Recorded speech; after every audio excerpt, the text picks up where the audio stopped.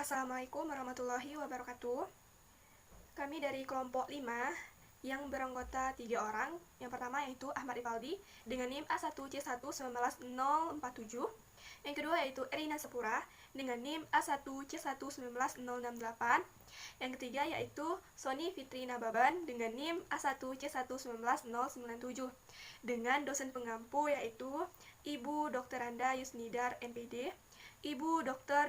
Anda M. Dwi Wiwi Ernawati MKS, dan Ibu Dr. Anda Fatria Dewi MPD.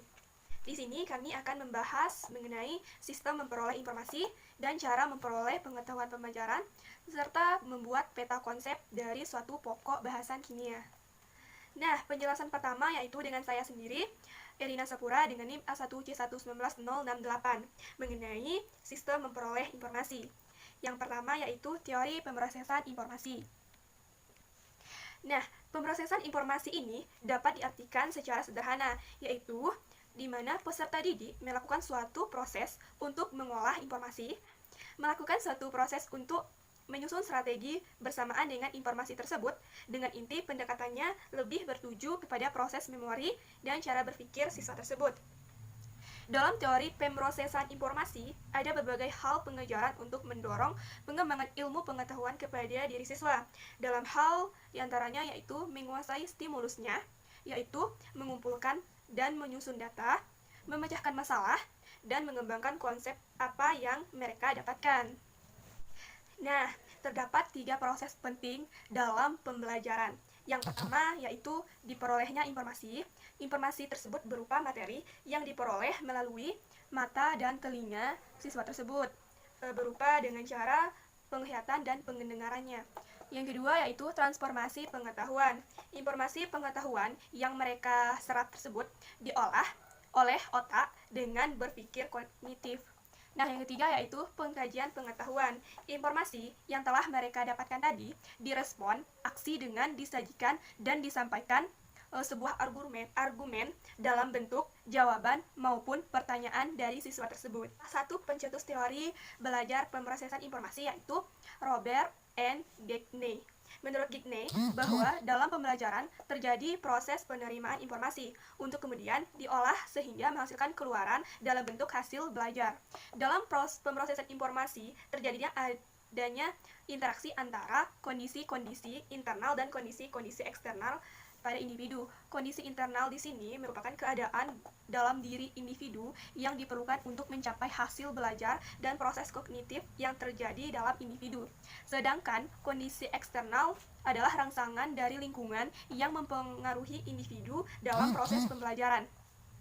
Nah, asumsinya yaitu berupa pembelajaran merupakan faktor yang sangat penting dalam perkembangan siswa. Perkembangannya ini merupakan suatu hasil kumulatif dari pembelajaran. Pada proses pembelajaran ini terdapat 8 fase. Yang pertama yaitu motivasi, yaitu fase awal dimulainya pembelajaran dengan adanya dorongan untuk melakukan suatu tindakan dalam mencapai suatu tujuan tertentu. Motivasi ini terdapat atas 2 yaitu motivasi intrinsik yaitu motivasi dalam diri siswa, dan motivasi ekstrinsik yaitu motivasi yang dipengaruhi dari lingkungannya. Misalnya itu dukungan para guru dan orang tua. Yang kedua yaitu pemahaman. Pemahaman ini merupakan individu menerima dan memahami informasi yang diperoleh dari pembelajaran.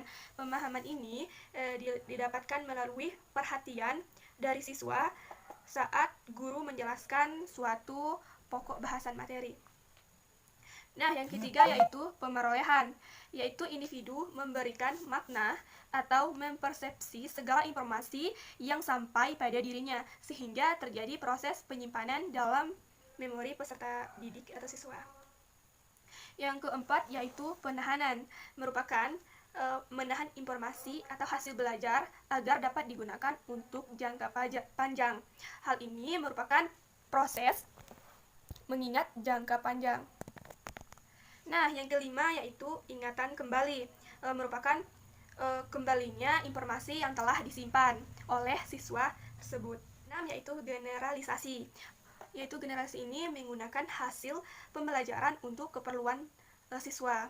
Yang ketujuh yaitu perlakuan, merupakan perwujudan perubahan perilaku individu sebagai hasil pembelajaran. Nah, yang terakhir yaitu umpan balik, merupakan hasil perolehan feedback dari perilaku yang telah dilakukan oleh siswa. Ini merupakan suatu apresiasi siswa karena mencapai tujuannya. Adapun komponen teori pemrosesan berpikir siswa. Di sini komponen penyimpanan informasi siswa itu terbagi atas beberapa. Yang pertama yaitu attention. Ini merupakan perhatian yang diberikan siswa saat proses pembelajaran terjadi. Selanjutnya yaitu perception, yaitu wawasan atau tanggapan siswa mengenai pembelajaran yang telah terjadi atau yang sedang dijelaskan oleh gurunya di depan. Yang ketiga yaitu retrieval, yaitu merupakan informasi yang sudah dimiliki siswa ditambah dengan informasi baru yang diberikan gurunya. Nah, yang keempat yaitu rehearsal. Rehearsal ini merupakan apresiasi siswa dalam bentuk latihan, yang mana di sini kelihatan bahwa siswa itu apakah sudah memahami suatu proses pembelajaran itu melalui soal latihan yang diberikan gurunya. Yang kelima yaitu encoding, yaitu merupakan suatu pokok bahasan kimia itu ditandai dengan hal-hal yang penting yang membuat siswa itu mudah memahami suatu konsep pembelajaran tersebut. Nah, yang kedua yaitu komponen kognitif. Komponen kognitif ini terdiri atas 3. Yang pertama sensory memory, yang kedua itu short term memory, dan yang ketiga itu long term memory. Memori sensori adalah ingatan yang berkaitan dengan penyimpanan informasi sementara yang dibawa oleh panca indera.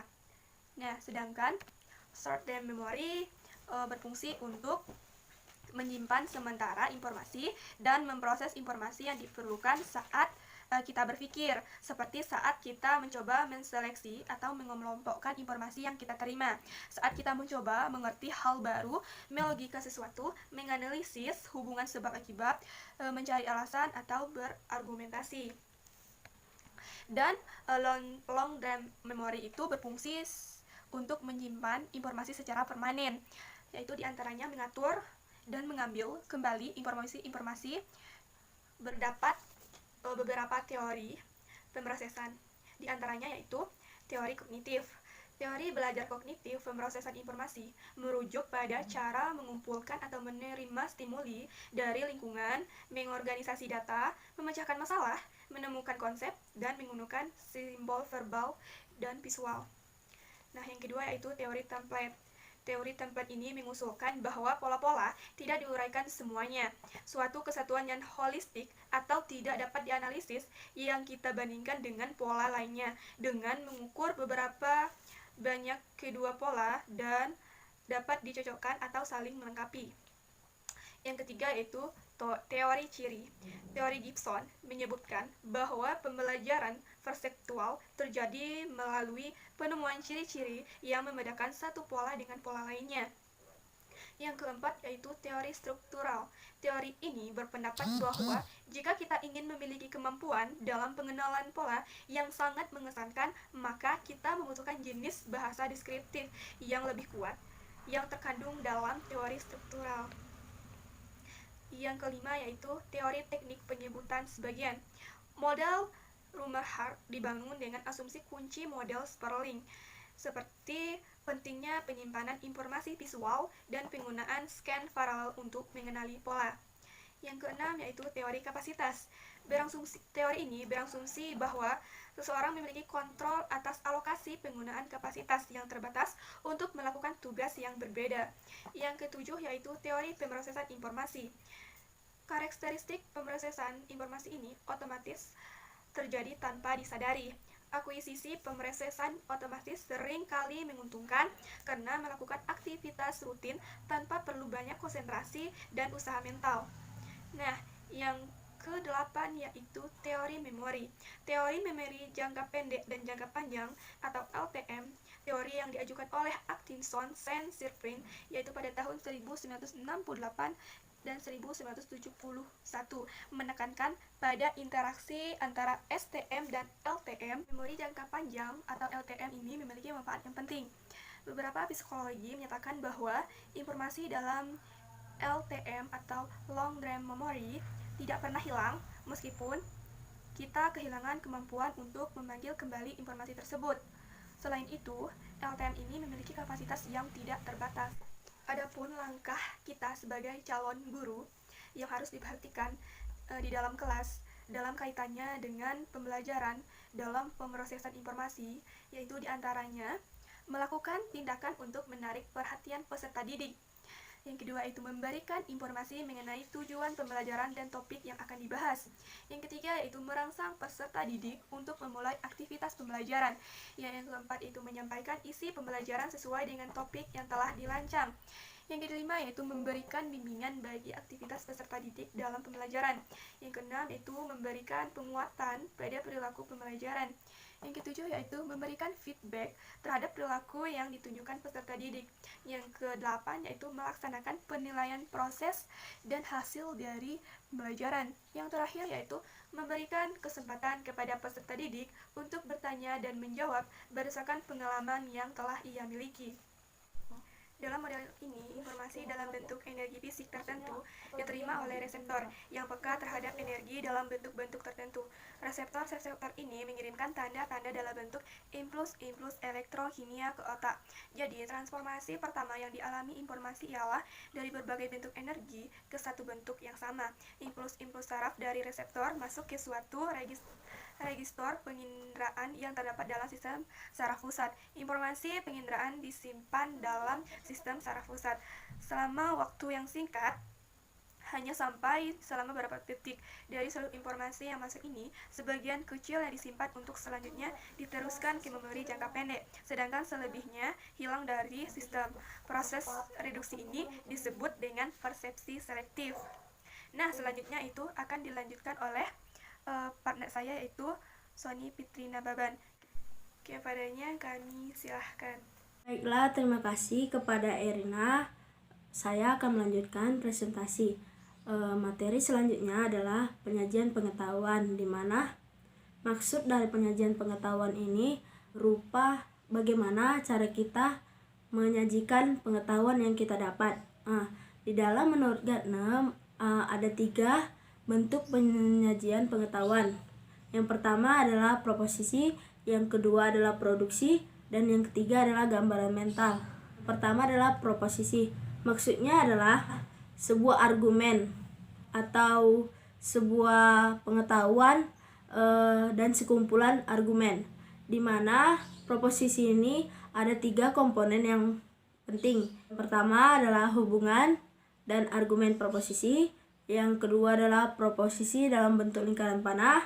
Yang ketiga adalah jaringan proposisi, di mana maksud dari hubungan dan argumen proposisi ini adalah argumen-argumen adalah bentuk topik-topik dari proposisi, dapat berupa kata benda, kata ganti, dan juga dapat berupa kata kerja dan kata sifat.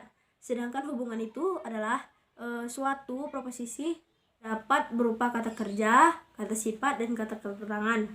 Maksud yang kedua adalah proposisi dalam bentuk lingkaran panah, di mana di sini suatu proposisi yang terdiri atas satu relasi dan satu lebih argumen dapat dinyatakan atau digambarkan dengan bentuk lingkaran panah. Nah, maksud yang ketiga adalah jaringan proposisi, di mana maksudnya adalah salah satu ciri suatu unit informasi yang paling penting adalah dengan unit-unit lainnya, di mana pengetahuan kita ini ada kaitannya dengan mendasari kemampuan untuk membuat analogi-analogi dan melihat bentuk-bentuk kaitan yang lainnya. Salah satu cara dengan jaringan proposisi ini merupakan himpunan proposisi yang saling berikatan, di mana setiap 2 proposisi itu yang memiliki bersamaan satu unsur saling terkait melalui unsur lainnya itu. Nah, bentuk kedua dari penyajian pengetahuan itu adalah produksi. Maksud produksi di sini yaitu memprogram terjadinya aksi-aksi tertentu pada kondisi-kondisi tertentu. Produksi ini memiliki 2 komponen, yaitu aturan kondisi aksi dan sistem produksi. Yang pertama itu adalah kondisi aksi, di mana maksud kondisi aksi ini memiliki dan menentukan kondisi atau kita harus ada agar terjadinya aksi-aksi tertentu. Nah, yang kedua itu adalah sistem produksi. Mana maksud dari sistem produksi ini adalah mencoba menyajikan sejumlah perbuatan. Misalnya kita menguji seorang anak dengan menentukan sesuatu yang diperlukan untuk menyajikan saling kaitan antara proposisi-proposisi yang dikaitkan dengan usaha bersama. Nah, untuk ketiga dari penyajian pengetahuan itu adalah gambaran mental, di mana pada umumnya gambaran mental itu berarti suatu penyajian nonverbal dari suatu objek konkret atau kejadian. Misalnya itu suatu gambar, kita melihat suatu gambar. Nah, pada dasarnya itu penyajian pengetahuan dalam proses pembelajaran dapat dilihat melalui dua sudut pandang, yaitu pertama, siswa dipandang sebagai objek belajar. Dalam hal ini, pembelajaran menuntut keaktifan guru. Nah, yang kedua itu adalah siswa sebagai subjek dan objek belajar. Di sini maksudnya siswa dituntut keaktifannya dalam proses belajar. Contohnya itu dalam penyajian pengetahuan pada pokok bahasan kimia adalah misalnya pada pembelajaran tentang kimia teori model atom, guru tersebut bisa memberikan kereaktifannya pada siswa dengan media balon sebagai gambaran molekul atom yang berikatan. Tujuannya di sini guru bisa menjelaskan dengan menarik tentang model-model atom pada siswa, dan siswa juga dapat mengingatnya dengan mudah. Dengan penyajian pengetahuan kreatif pada siswa membuat semangat belajar dalam siswa. Ini bisa kita lihat sebuah pendekatan itu adalah pola atau cara berpikir atau dasar pandangan terhadap sesuatu. Pendekatan itu dapat diimplementasikan dalam sejumlah strategi, di mana kemampuan metakognisi memiliki hubungan dengan pengetahuan. Dalam dunia pendidikan, untuk meningkatkan kemampuan metakognitif, peserta didik perlu menyadari dan memahami dua jenis pengetahuan isi. Dan kedua jenis pengetahuan itu adalah pengetahuan deklaratif dan pengetahuan prosedural. Materi selanjutnya adalah cara memperoleh pengetahuan, di mana cara memperoleh pengetahuan ini ada dua bagian, yaitu pengetahuan deklaratif dan pengetahuan prosedural. Tentu, keduanya itu memiliki perbedaan dalam menyampaikan pengetahuan dan memperoleh pengetahuan. Pertama itu adalah pengetahuan deklaratif, di mana pengetahuan deklaratif ini adalah informasi faktual yang diketahui oleh seseorang. Pengetahuan ini bisa disampaikan dengan lisan dan tulisan. Menurut Menhart dari gagasan McDonald, Badger and White tahun 2001 yang menyatakan bahwa pengetahuan deklaratif adalah pengetahuan tentang pembelajaran, yakni pengetahuan tentang topik tertentu dan teori pendidikan, di mana pengetahuan deklaratif ini merupakan juga pengetahuan yang bisa dideklarasikan biasanya dalam bentuk kata atau singkatnya pengetahuan konseptual. Contohnya dalam kimia itu dari pengetahuan ini misalnya adalah seorang peserta didik mengetahui bahwa formula untuk menghitung molaritas atau M dalam stoikiometri yaitu jumlah mol zat terlarut per liter larutan. Adapun cara atau langkah dalam memperoleh pengetahuan deklaratif ini dibagi menjadi 3 cara. Yang pertama itu adalah pengetahuan itu diubah menjadi proposisi-proposisi. Di sini maksudnya pengetahuan itu didapat dari informasi sah diubah ke dalam sebuah argumen atau proposisi tersebut. Kedua itu adalah proposisi-proposisi yang berhubungan dalam memori jangka panjang diaktifkan. Nah, di sini maksudnya adalah sebuah pemikiran dari argumen pengetahuan diaktifkan kembali dalam ingatan atau memori kita dalam jangka panjang. Dalam hal ini, proposisi itu akan mengaktifkan bagian dari jaringan proposisi yang berhubungan dengan konsep. Yang ketiga itu adalah elaborasi ditambahkan. Nah, di sini maksud elaborasi ini adalah proses penambahan pengetahuan dengan informasi yang sedang dipelajari. Misalnya itu maksudnya posisi yang bisa menambahkan suatu ide dari argumen. Selanjutnya cara memperoleh pengetahuan itu pengetahuan prosedural, di mana pengetahuan prosedural ini adalah pengetahuan dengan atau tentang tahapan yang harus dilakukan, misalnya dalam hal pembagian suatu bilangan ataupun cara kita dalam melakukan suatu kegiatan. Singkatnya itu bisa kita artikan sebagai pengetahuan yang bagaimana tentang proses. Nah, di sini pengetahuan prosedural itu meliputi pengetahuan tentang keterampilan khusus, tahapan sistematis mengenai sistem program yang meliputi input, proses, dan output. Prosedur ini berarti tahap demi tahap suatu proses untuk mencapai hasil yang diharapkan. Contoh dari pengetahuan prosedural ini, kita menyetarakan suatu reaksi kimia. Misalnya reaksinya itu N2 tambah 3H2 menghasilkan 2NH3. Sebagai inputnya ialah N2 tambah H2 menghasilkan NH3. Nah, sebagai outputnya ialah N2 tambah 3H2 menghasilkan 2NH3. Di sini kita bisa lihat informasi yang terjadi adalah informasi output berbeda dengan informasi input. Mana informasi inputnya itu ketiga di muka H2 dan sebagai outputnya itu ada angka 2 di muka NH3 pada output. Jadi, pengetahuan prosedural ini bisa digunakan untuk mentransformasi informasi. Di sini bisa kita lihat penguasaan pengetahuan prosedural itu berarti penguasaan proses.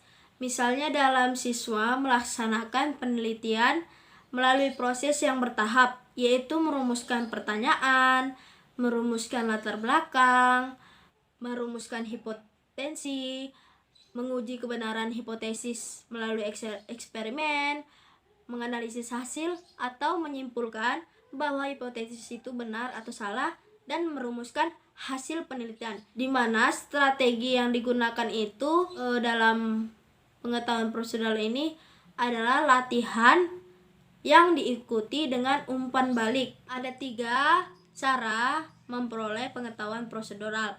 Yang pertama yaitu prosedur, pengenalan pola, dan urutan aksi. Di sini maksudnya yaitu penyajian pengetahuan yang mendasari tindakan terhadap butir-butir tes yang disebut suatu prosedur pengenalan pola, sebab prosedur itu mencari suatu pola stimulus tertentu. Sedangkan penyajian pengetahuan yang mendasari tindakan terhadap butir-butir tes disebut dengan prosedur urutan aksi, sebab prosedur itu dilaksanakan secara urut atau satu seri aksi-aksi. Cara yang kedua itu adalah perolehan prosedur-prosedur pengenalan pola. Di sini maksudnya generalisasi pada pengenalan pola adalah respon yang diberikan seseorang dengan cara yang serupa pada stimulus-stimulus yang berbeda.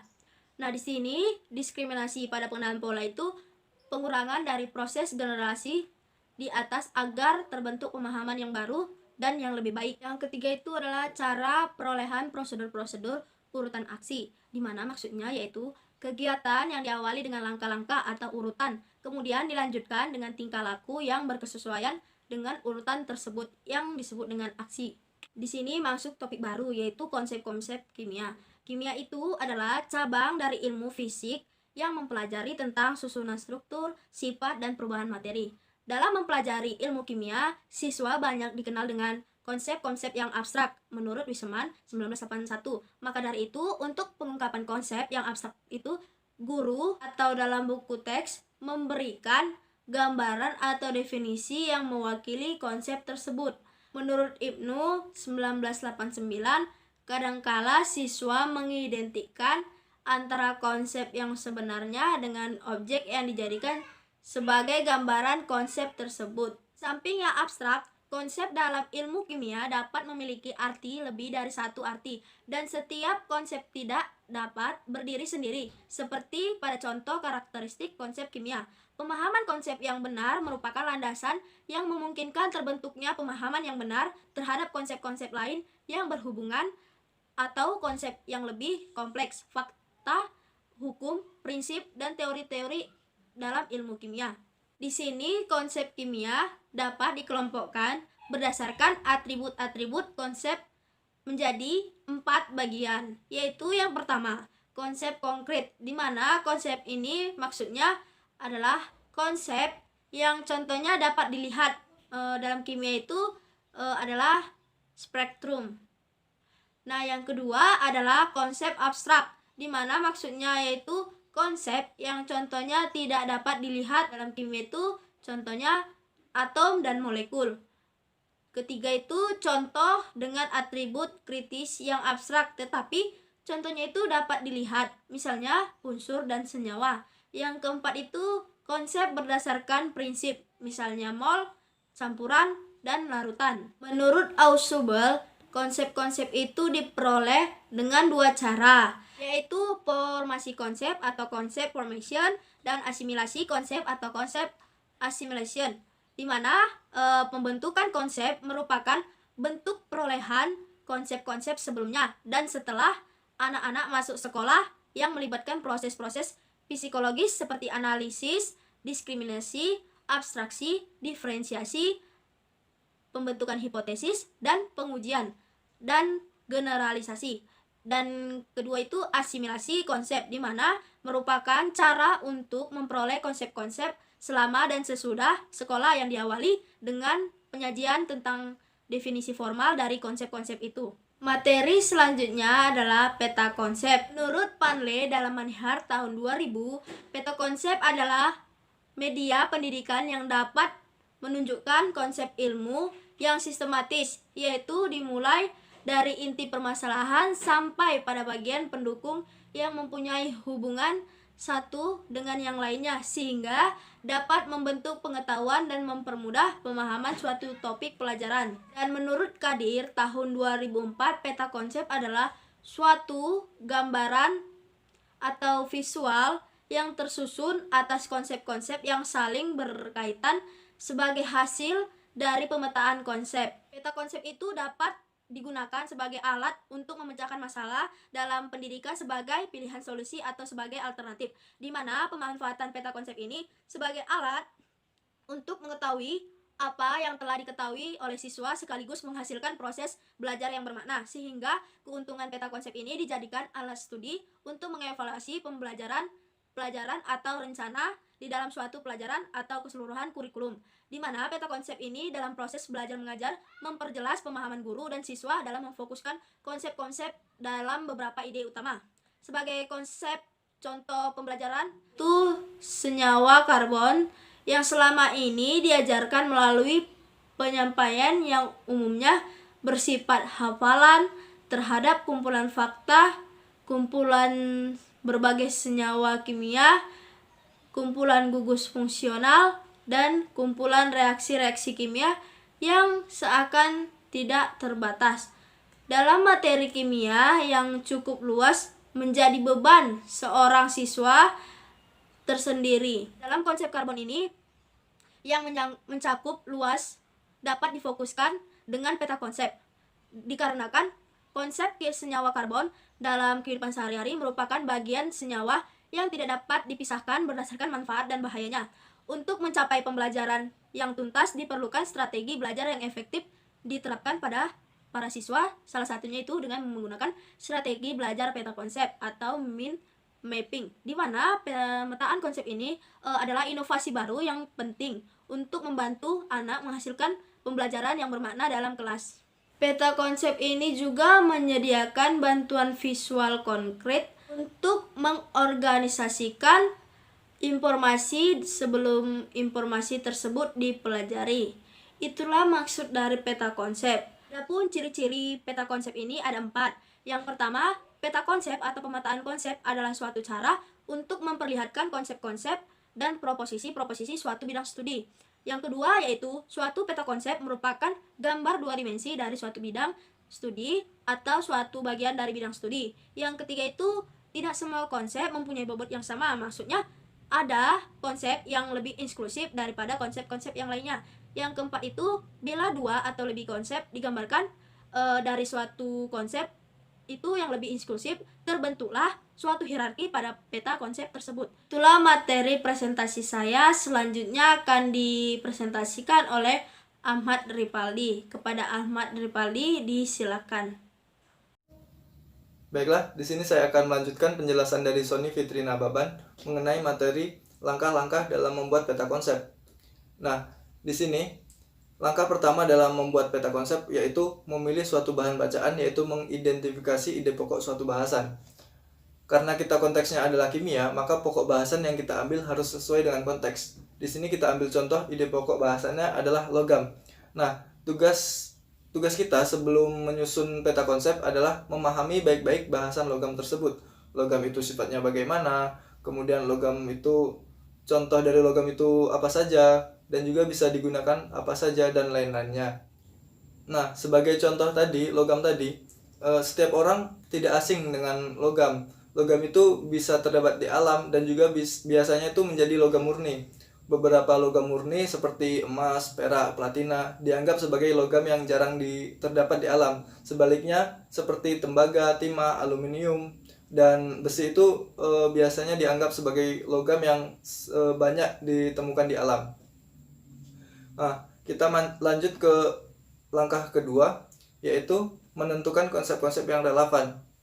Sebagai contoh, untuk bacaan konsep-konsep yang relevan dari pokok bahasan yang sudah disebutkan saya awal tadi, contoh bacaan yang relevan itu misalkan logam, kemudian alamiah, tembaga, besi, perak, baja, perhiasan, dan lain-lainnya. Kemudian kita masuk ke langkah ketiga, yaitu mengurutkan konsep-konsep dari yang inklusif ke yang kurang inklusif. Jadi dari kata-kata yang sudah saya sebutkan seperti logam, alamiah, tembaga, dan lain-lainnya, kita urutkan mana yang inklusif ke yang kurang inklusif. Contoh kata-kata yang inklusif itu misalkan alamiah, kemudian buatan, jarang, banyak, emas, perak, platina, dan lain-lainnya. Kata-kata yang kurang inklusif contohnya perhiasan, pipa panci, kemudian mobil dan gedung. Kita lanjut ke langkah yang keempat, yaitu menyusun konsep-konsep ke dalam suatu bagan. Nah, di sini menyusun konsep-konsep tersebut ke dalam suatu bagan. Konsep yang inklusif itu diletakkan di bagian atas atau puncak peta, lalu dihubungkan dengan kata penghubung, misalnya terdiri atas, menggunakan, dan lain-lain. Langkah kelima yaitu menghubungkan konsep-konsep itu dengan kata hubung. Nah, kata hubung tadi yang sudah saya jelaskan sebelumnya, contohnya yaitu terdiri atas dan juga menggunakan. Selanjutnya yaitu langkah keenam, yaitu peta konsep yang sudah selesai, dapat kita lihat seperti contoh berikut. Nah, di sini pokok bahasan kita yang awal tadi kan logam. Logam ini sudah dipeta konsepkan, jadi kita sudah bisa membacanya dengan lebih mudah dipahami. Di sini logam itu ada yang alamiah dan juga buatan.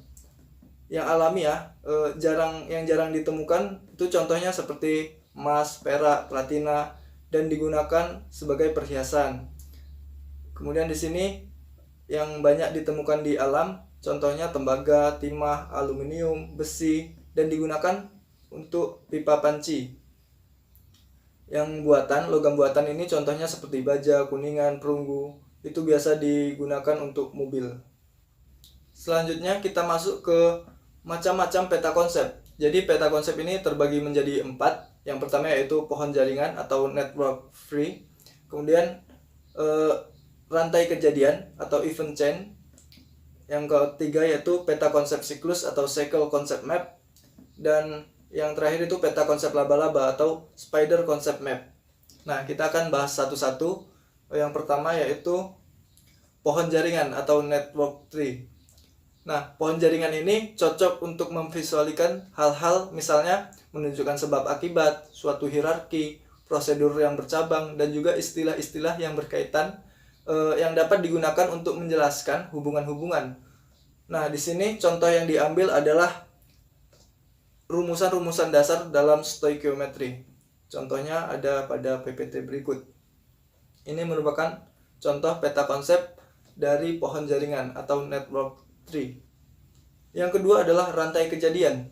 Nah, jadi rantai kejadian ini adalah peta konsep yang digunakan untuk memberikan suatu urutan kejadian, langkah-langkah dalam suatu prosedur, ataupun tahap-tahap dalam suatu proses. Rantai kejadian ini cocok digunakan untuk memvisualisasikan hal-hal seperti memberikan tahap-tahap dari suatu proses, kemudian langkah-langkah dalam suatu prosedur linear, dan juga suatu urutan kejadian.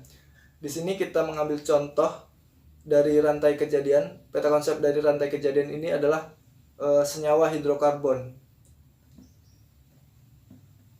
Nah, di sini senyawa hidrokarbon memiliki kekhasan atom yang terbagi menjadi dua, yaitu jenis ikatan dan juga posisi atom karbon. Kemudian senyawa hidrokarbon ini terdapat ada yang alkana, alkena, dan alkuna. Jadi dengan rantai kejadian ini kita dapat memahami konsep dari suatu pokok bahasan. Nah, yang ketiga yaitu peta konsep siklus. Dalam peta konsep siklus, rangkaian kejadian tidak menghasilkan suatu hasil yang final. Kejadian terakhir pada rantai itu akan menghubungkan kembali ke awal. Jadi karena tidak ada hasil dan kejadian terakhir itu menghubungkan ke kejadian yang awal, siklus itu berulang terus dengan sendirinya. Nah, peta konsep siklus ini cocok diterapkan untuk menerapkan atau menunjukkan hubungan bagaimana suatu rangkaian kejadian itu beraksi untuk menghasilkan suatu kelompok hasil yang berulang-ulang. Nah, contoh yang kita ambil di sini adalah siklus oksigen, di mana kejadian dari siklus oksigen ini terus berputar dan berulang-ulang. Yang terakhir yaitu peta konsep laba-laba. Peta konsep laba-laba ini merupakan peta konsep yang dapat digunakan untuk curah pendapat atau melakukan curah pendapat ide-ide yang berangkat dari suatu ide sentral sehingga dapat memperoleh sejumlah besar ide yang bercampur aduk. Nah, peta konsep ini lebih cocok digunakan untuk memvisualisasikan hal-hal yang tidak menurut hierarki atau kategori yang tidak paralel dan hasil curah pendapat. Contoh yang kita ambil dari peta konsep laba-laba ini adalah sistem periodik dan struktur unsur, seperti yang dapat kita lihat pada PPT berikut. Nah, di sini kita masuk ke pembahasan yang terakhir, yaitu peta konsep dalam konteks kimia. Pada akhirnya, pada bahasan kali ini kita akan membuat peta konsep dalam konteks kimia yang sebenarnya. Di sini kelompok kami mengambil contoh peta konsep yaitu materi koloid, di mana kami sudah membuat peta konsep koloid tersebut berdasarkan langkah-langkah yang sudah dijelaskan di atas tadi, di mana materi koloid ini sudah disajikan dengan bentuk peta konsep. Dari peta konsep ini dapat memudahkan kita untuk mengetahui alur pembelajaran yang akan kita laluinya ke depan. Nah, di sini saya akan tunjukkan peta konsep dari koloid ini. Nah, di sini sudah ditampilkan contoh dari peta konsep koloid, di mana saya akan menjelaskan maksud dari peta konsep ini. Jadi koloid itu merupakan suatu campuran zat heterogen antara dua zat atau lebih, di mana partikel-partikel zat yang berukuran koloid itu tersebar merata dalam zat lain. Nah, di sini koloid itu sistem pembuatannya ada dua macam, yaitu yang pertama kondensa atau biasa disebut kondensasi, dan yang kedua dispersi, di mana kondensasi ini terdapat 4 macam pembuatan, yaitu dengan cara yang pertama reaksi redoks, reaksi hidrolisis, reaksi penggaraman, dan juga penjenuhan larutan. Kondensasi ini merupakan cara kondensasi yang dilakukan dengan cara pengumpulan partikel yang sangat kecil. Kemudian dispersi ini terdapat 4 macam cara juga. Yang pertama yaitu cara mekanik, kemudian cara Busur-Bredig, cara pevitasi, dan juga cara homogenisa. Kita lanjut. Koloid itu sifatnya menunjukkan efek Tyndall dan juga gerakan Brown. Kemudian memiliki bermuatan listrik. Sifat koloid ini berbeda dengan larutan sejati dan juga suspensi, baik dari bentuk campuran, kemudian kestabilan, pengamatan mikroskop, jumlah fase, sistem dispersi, cara pemisahannya, dan juga ukuran partikel. Nah, selanjutnya garis yang menuju ke bawah ini, lurus ke bawah ini, merupakan jenis-jenis dari koloid, di mana jenis koloid kemudian terdapat contohnya sekaligus. Koloid yang pertama yaitu sol, contohnya yaitu sol, emas, dan juga agar-agar. Kemudian aerosol padat, contohnya itu asap dan debu. Kemudian sol padat, contohnya aloi. Aerosol, contohnya awan kabut. Emulsi, contohnya susu dan santan. Emulsi padat, contohnya keju dan mentega. Kemudian jenis busanya itu contohnya busa dan sabun, kemudian busa padat contohnya karet busa. Nah, dengan contoh yang sudah saya tampilkan di sini, salah satu keuntungan dari belajar menggunakan peta konsep dalam konteks kimia ini adalah pemetaan konsep itu merupakan cara belajar yang dapat mengembangkan proses belajar yang bermakna, yang akan meningkatkan pemahaman bagi siswa dan juga meningkatkan daya ingat belajarnya. Nah, dengan adanya peta konsep seperti ini, maka proses pembelajaran ke depannya akan bisa berjalan dengan terstruktur. Baiklah, mungkin ini saja yang dapat saya sampaikan. Mohon maaf apabila ada kesalahan dalam penyampaian. Untuk selanjutnya, saya kembalikan ke moderator. Terima kasih.